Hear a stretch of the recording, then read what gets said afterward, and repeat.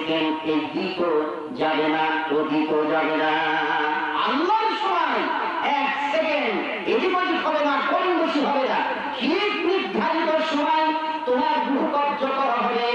এখন তো আর তোমাকে সময় দেওয়া হবে না, এই মুহূর্তে আমি তোমার রূহকে কব্জ করব। বাদশা বললেন, আমার ঘোড়ার পৃষ্ঠ থেকে একটু নামার সুযোগ দাও।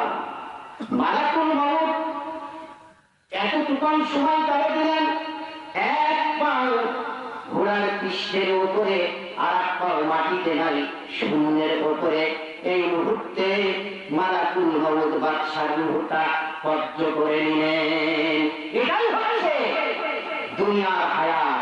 কখন কোন সময় হায়াত ফুরিয়ে যাবে, মৃত্যুর ডাক হয়ে যাবে, এই সুন্দর দেহটা জমিতে ঠাস করে পড়ে যাবে।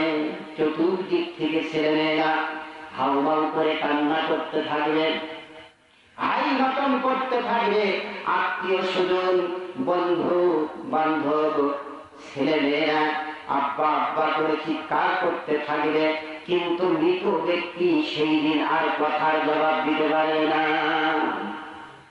3 তলা, ছোট্ট করে বলি 7 তলা, 22 তলা, যত রকম মজবুত করে ভিত্তি করেন, মৃত্যু হওয়ার সঙ্গে সঙ্গে খাটের ওপর থেকে, পঞ্চের গদির ওপর থেকে কোথায় নামিয়ে দিবে বলেন? মাটিতে নামিয়ে দিবে, ফ্লোরে নামিয়ে দিবে, এই চিন্তা ভাবনা করতে হবে।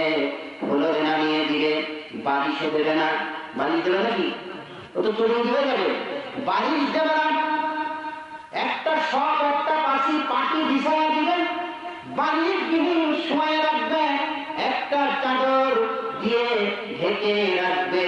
মৃত ব্যক্তি অসহায় অবস্থায় পড়ে থাকবে, আর চতুর্দিকে তার আত্মীয় স্বজন গলি ক্রন্দন করতে থাকবে।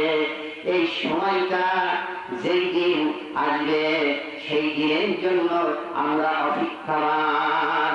সেই সময়টা আমাদের আসবে কিনা বলুন? হযরতে নূহ আলাইহিস সালামকে এই পৃথিবীতে কুরআনুল কারীমের ভিতরে বলা হয়েছে 950 বছর তাকে হায়াত দেওয়া হয়েছে। কত বছর? 950 বছর হায়াত দেওয়া হয়েছে। কিয়ামতের ময়দানে, হাসরের মাঠে যেই দিন মানুষের হিসাব নিকাশ হবে, নূহ আলাইহিস সালামকে আল্লাহ পাক জিজ্ঞাসা করবেন, নূহ রে, তোমাকে আমি 950 বছর হায়াত দিয়েছিলাম, এই সময়টা তোমার কাছে কেমন লেগেছে?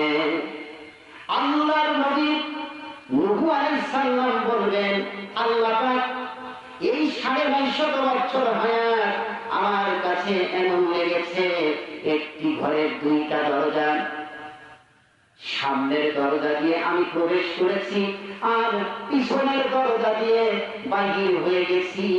এই প্রবেশ করা আর বাহির হওয়ার মধ্য দিয়ে আমার জীবনের হায়াত শেষ হয়ে গেছে। সুবহানাল্লাহ, 950 বছর হায়াত এইভাবে আমার খতম হয়ে গেছে।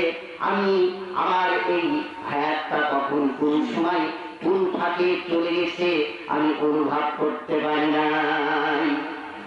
এই জন্য মৃত্যুর জন্য সদা সর্বদা প্রস্তুত থাকতে হবে।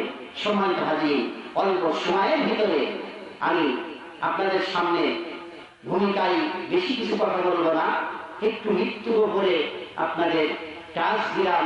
আমি সরাসরি আমার আয়াতের আলোচনায় চলে যাচ্ছি। আল্লাহ রাব্বুল আলামিন কুরআনুল কারীমের ভিতরে ঘোষণা করেছেন,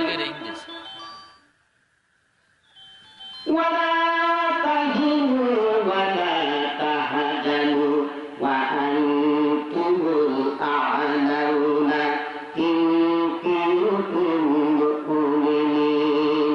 তোমরা হীনবল হও না এবং চিন্তিত হও না, তোমাদেরকে আল্লাহ পাক বিজয় দান করবেন যদি তোমরা মুমিন হয়ে থাকো। আল্লাহ পাক কাদেরকে বিজয় দান করবেন? মুমিনদেরকে বিজয় দান করবেন। আমরা তো সবাই মুমিন নাকি বলেন? নিঃসন্দেহে মুমিন।